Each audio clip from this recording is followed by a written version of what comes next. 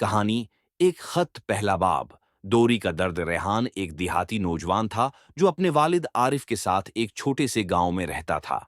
आरिफ एक सादा मगर समझदार आदमी था जिसने अपनी पूरी जिंदगी मेहनत मजदूरी में गुजार दी ताकि अपने बेटे को बेहतरीन तालीम दे सके।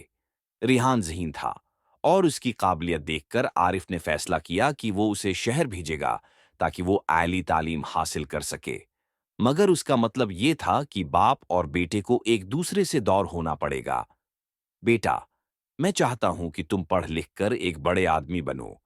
मैं तुम्हें खुद से दूर भेज रहा हूं, मगर मेरा दिल हमेशा तुम्हारे साथ रहेगा, आरिफ ने कहा और अपने आंसू छिपा लिए।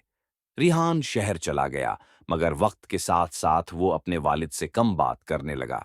पढ़ाई, दोस्त और मसरूफियात ने उसे बदल दिया। वो कभी कभार फोन करता, मगर वो पहले जैसी मोहब्बत और अपनायत नहीं रही थी। दूसरा बाब।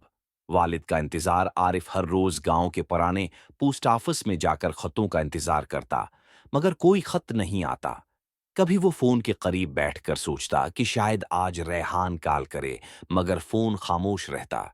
इसका दिल चाहता कि वो अपने बेटे से मिलने शहर जाए, मगर उसके पास किराया भी नहीं था। वो सिर्फ दुआ करता कि उसका बेटा खुश रहे। तीसरा बाब। एक खत की आमद। एक दिन गांव के डाकिये ने आरिफ को एक खत दिया। वो खत रेहान का था। आरिफ की आंखों में चमक आ गई। वो कांपते हाथों से खत खोलने लगा। खत में लिखा था, आबा, मैं बहुत मसरूफ था, मगर आपको कभी भूला नहीं। मैं जानता हूं कि मैंने आपको वक्त नहीं दिया, मगर अब मैं एक बड़ा आदमी बन गया हूं।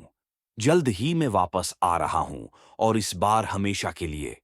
ये पढ़कर आरिफ की आंखों में आंसू आ गए, मगर ये खुशी के आंसू थे। वो कई सालों बाद सुकून से सोया, क्योंकि वो जानता था कि उसका बेटा वापस आ रहा है।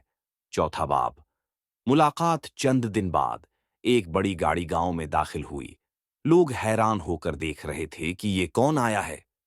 दरवाजा खुला और रिहान बाहर निकला। अब वो एक कामयाब और दौलतमंद शख्स बन चुका था। उसने अपने वालिद को गले लगा लिया और कहा, आबा, अब मैं हमेशा के लिए वापस आ गया हूं। अब आपको कभी मेरा इंतजार नहीं करना पड़ेगा।